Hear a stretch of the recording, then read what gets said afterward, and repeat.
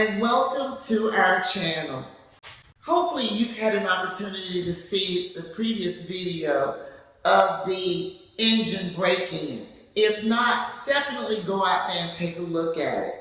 Today, however, we're going to be preparing the engine to be installed into my 63 Ford Fairlane. And by doing so, we're going to be making the necessary adjustments while also checking the torque. Let's get started. I'm going to start by removing the valve covers. This is so that we can check the torque for the cylinder head bolts. Now hopefully you have already seen my video on rebuilding a 289 engine. We have the block 30 over board, and I've installed a 262 camshaft and converted the engine from a 2-barrel to a 4-barrel. Anytime that you break in an engine, it is required that you check the torque on the cylinder head bolts. The torque should be set at 65 to 70. So I'm going to set the torque. We're going to use 11/16. We're going to follow the torque procedure. Start with number 1, number 2, number 3, number 4, number 5. Very important that you go by this pattern. 6, 7,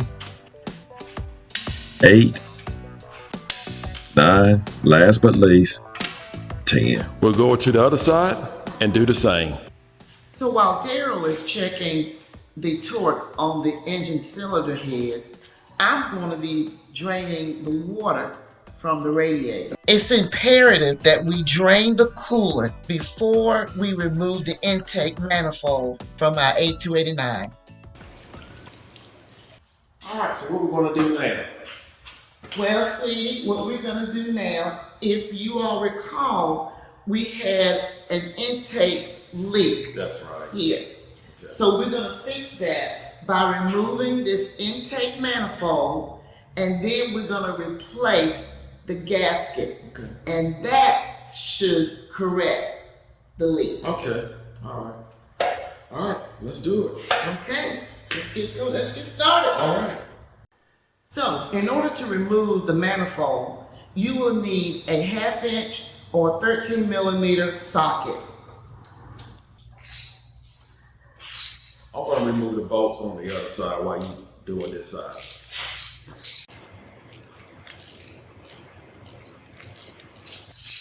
Oh, honey, you know what? We may want to put the valve covers back on so that we don't drop anything on the heads. Good idea. Just happened to think about that. Excellent idea. And now we have several things we're going to do. We're going to disconnect the fuel line, disconnect the carburetor, remove the distributor cap, move the wires out of the way, disconnect the top radiator hose, remove the carburetor, and remove the intake manifold.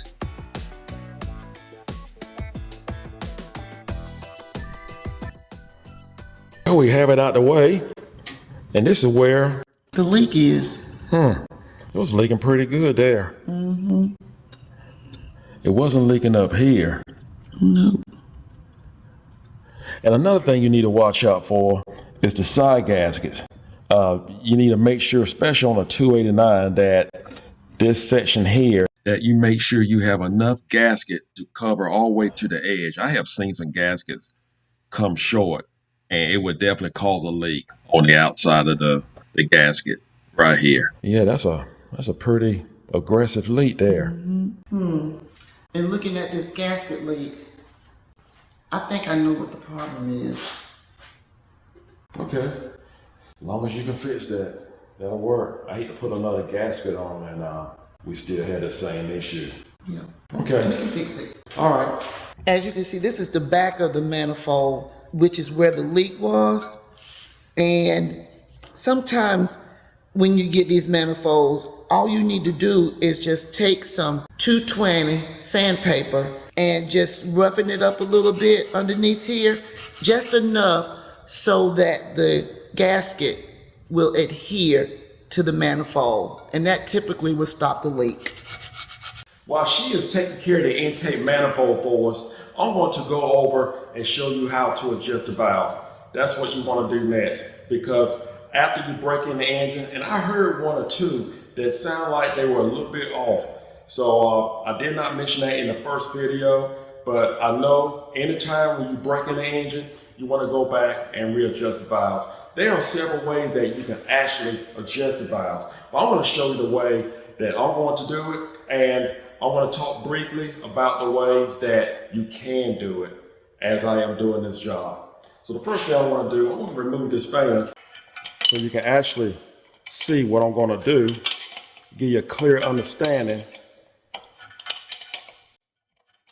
and a good view of me turning the breaker bar. We have the fan off. Now it's going to be very important that we have this engine at #1 top dead center. We have a piece of tape here where the #1 spark plug will actually be. So if you put the distributor cap back on, this is where the #1 spark plug wire will be. You want to make sure the rotor is directly right under the #1 spark plug wire on the distributor. Now we can remove our valve cover. I want to get one thing perfectly clear. First of all, you do not have to remove the intake manifold to adjust your valves.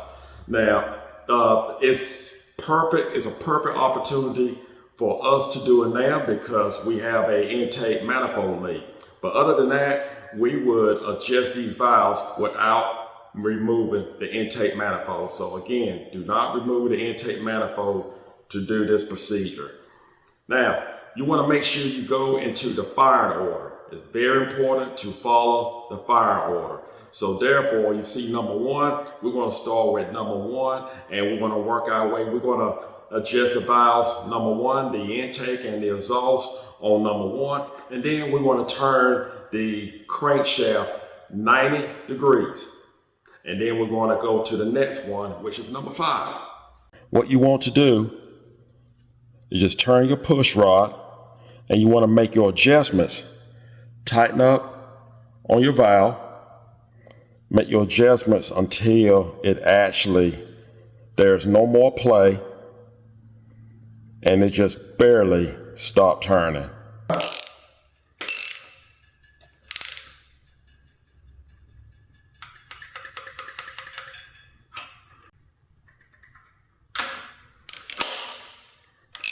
Now, I just want to say this, if you did not have the intake manifold off like this, you can still play with your push rod right here. There we go. It's getting a little snug. You do not want to tighten to the point that you actually push down on your lifters. You do not want to do that. You want to make sure your push rod is in the center of your lifter. Like I said earlier, there are several ways that you can actually adjust these valves. Now, the way I'm going to do it, I have gotten all the slack out of the push rod without pushing the push rod down into the lifters. So now what I'm going to do, I'm going to turn my ratchet 3/4 of a turn clockwise. So what you want to do,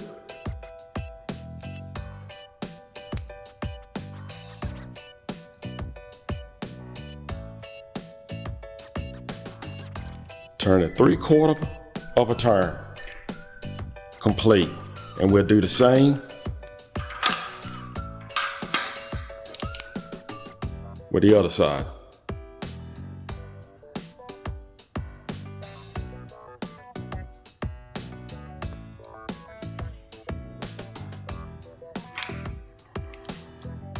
They are completed.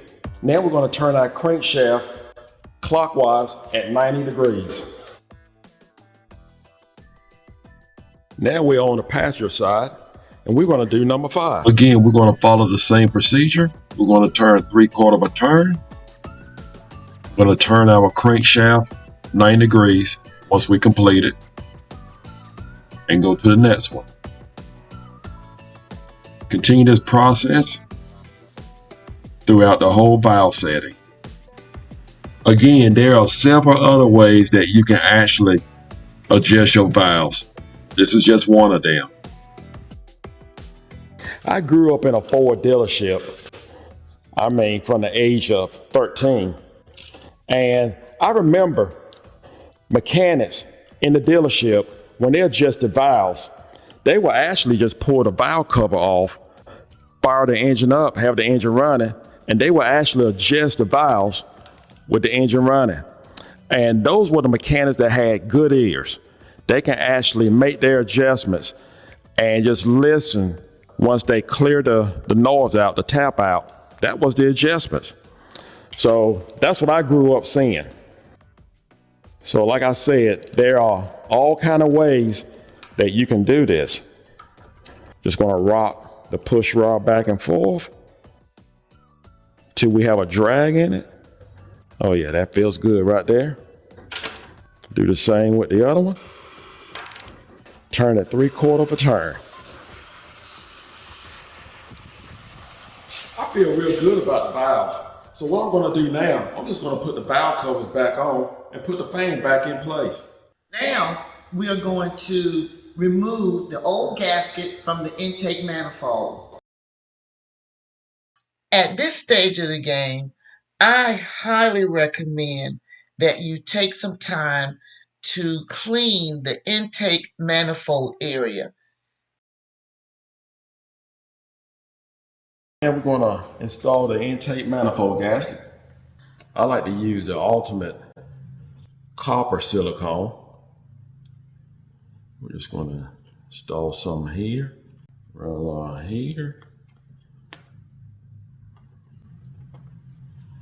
Just spray it a little bit. Okay.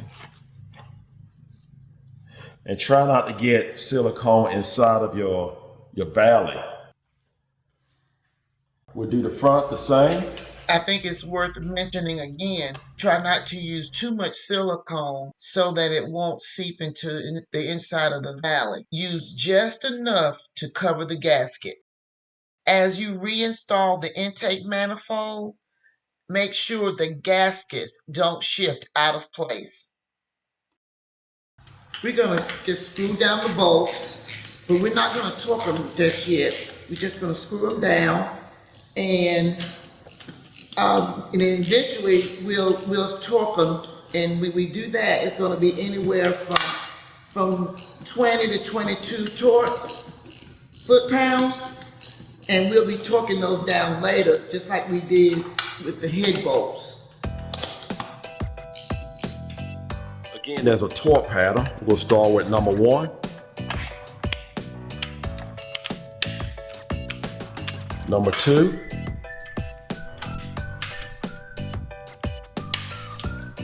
Number 3.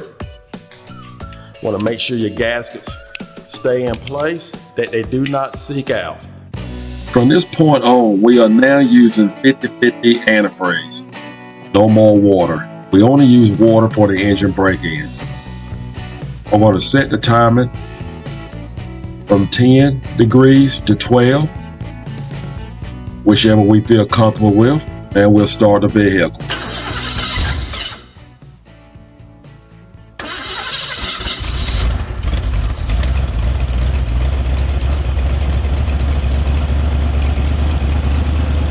Going to turn the distributor. We're going to set our timer with a timing light. Next, we're going to adjust the low idle.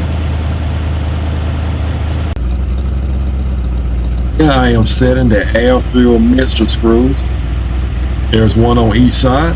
You want to do it with the engine level. If you choose to do so, you want to tighten it. And once the engine sounds like it is actually stalling, you're going to back off of it until the engine smooths out.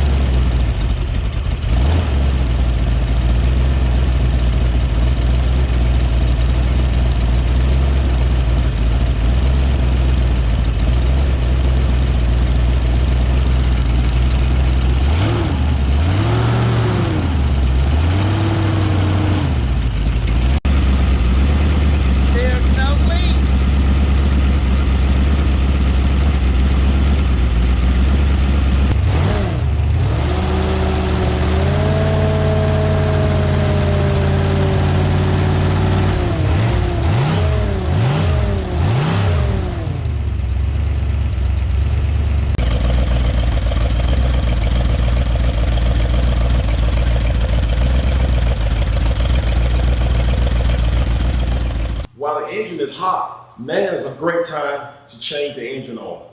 Now, you want to make sure when you change the engine oil that you put zinc, make sure zinc is put back in it. So what I want to do, I'm basically just going to put in another additive of break-in engine oil additive. I want to make sure I put that in. I want to keep it in for the first 500 miles. But now is a great time to change it since it's hot, because you rather change the engine oil while it's hot rather than cold. First thing we're going to do, we're going to change our oil filter. The color of your engine oil will also allow you to know what's going on inside your engine.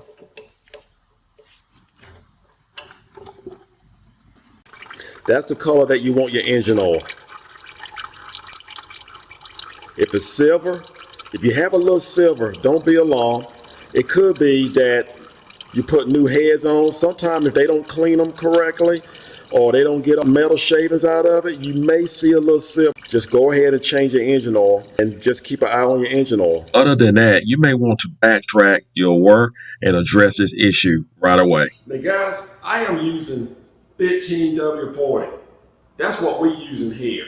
It doesn't matter if it's T4, T5, or T6.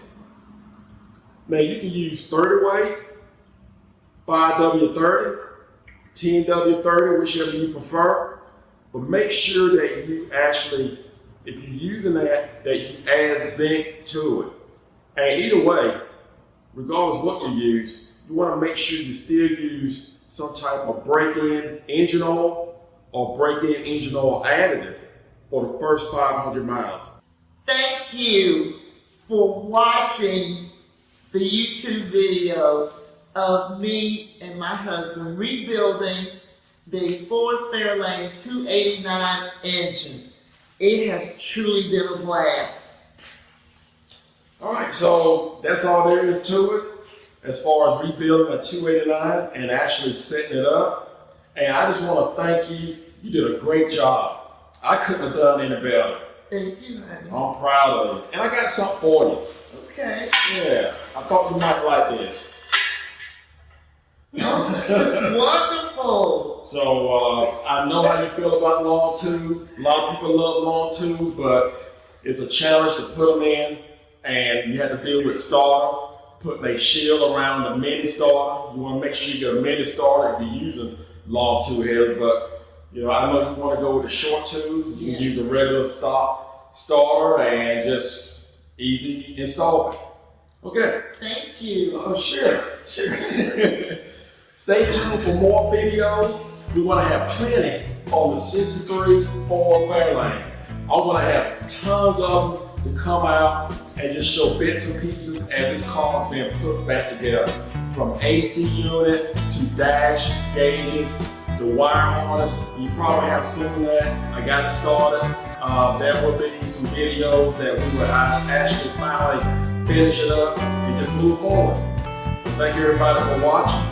And as always, God bless.